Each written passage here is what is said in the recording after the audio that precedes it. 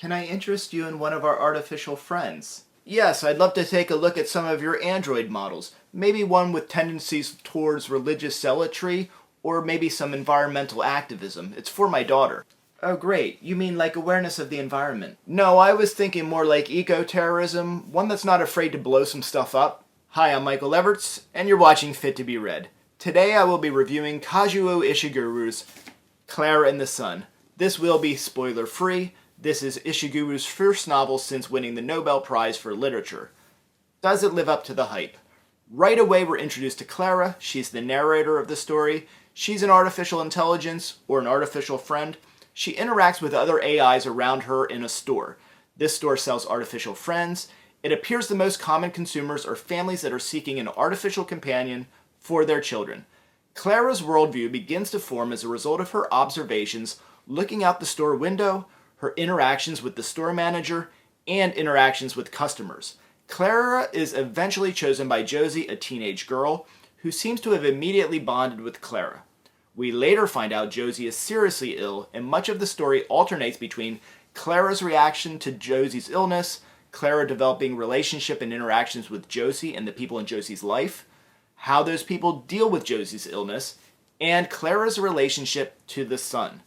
The only one of these situations that dives deeper than just the superficial is Klara's connection to the sun. Being a solar-powered AI charged by the sun, she develops a sort of spiritual worship of the sun, and as a devout believer, she has a significant request and a significant expectation of this God. I wanted to like this book. If you watched my previous book haul, I came into this with really positive expectations. I was, however, disappointed. The book was not boring, but it was underwhelming. To me, it felt almost like a children's book. And I don't believe that was because in any way it was over my head. If anything, I feel it was well under my head. If that's even a thing. I think it's kinder than calling it pedestrian, which is something I might clearly say if we're not talking about a renowned author who's won a Nobel Prize. I ask myself, where does this novel fit? What purpose does it serve? What new emotions does it evoke? What does it bring to the table? This book does nothing new or interesting to examine the human condition or the depths of humanity. And this is just looking at it through the science fiction lens. Comparing this, robots, androids, artificial intelligence emulating human emotions. It's nothing new in science fiction. Using them to examine humanity has been done before, and it's been done better, much better. Relative to many of the giant titles that are put forth by these behemoths, Arthur C. Clarke, Asimov, Gibson, Stevenson, Alastair Reynolds, Philip K. Dick, this book is out of its depth. Expand that lens to other types of fiction that explore what it is to love or what it means to be human, and this novel is understated and in every way underwhelming. As for character development, okay, I know who Klara is. Points for the subtle religious overtones. This makes the character a bit unique, but the language, manager lady, beggar man, Melania housekeeper.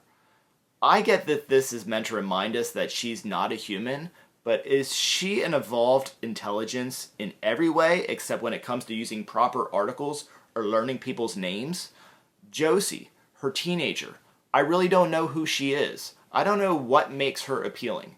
She's sympathetic, yes, but we have no entry into understanding why Rick is in love with her or smitten with her, and what bonds them.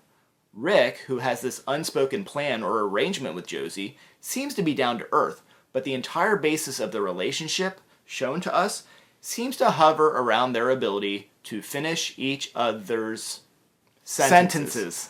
I believe we are supposed to feel that the mother is a dynamic character because she has elements of anxiety around social status and career, while also authentically loving her child, loving her daughter, and wanting to be with her.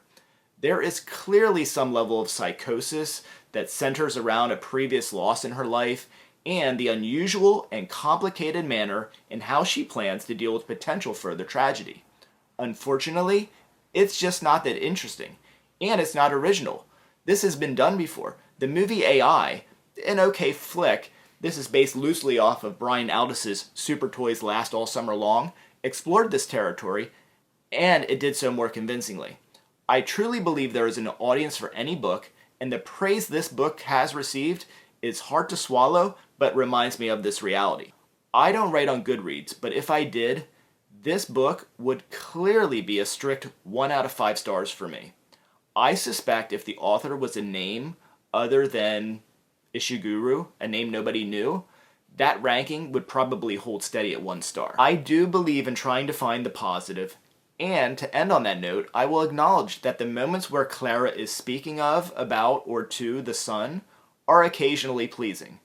It's also worthwhile, and a curiosity, attempting to decipher what level of sentience Klara possesses. While I would not recommend this book to a general audience, I would say for those who are fans of Ishiguro's other work, this might be worth your while for your own personal comparison, and for you to decide if it is indeed fit to be read. Thank you for watching today. I'm Michael Leverts. This is Fit to be Read. Please like, please subscribe, please hit the notification bell, please leave comments below, and please join me for my next video.